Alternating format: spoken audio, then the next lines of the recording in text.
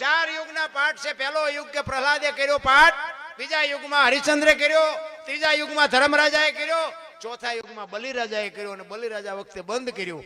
અને બંધ કર્યા પછી કૃષ્ણ પરમાત્માને એવો વિચાર થયો કે કાલની પેઢીને ખબર કેમ પડશે કે પાઠની પરંપરા આને કહેવાય.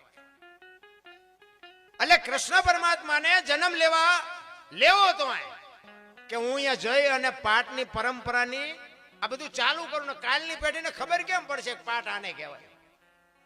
એટલે એને આ અવતાર લેવો તો, પણ હવે અવતાર લેવા ઘર તો એવું જ હોય ને, કોઈ પુણ્યશાળી ભજનાનંદી કોઈ ઘર હોય તો લઈ શકે.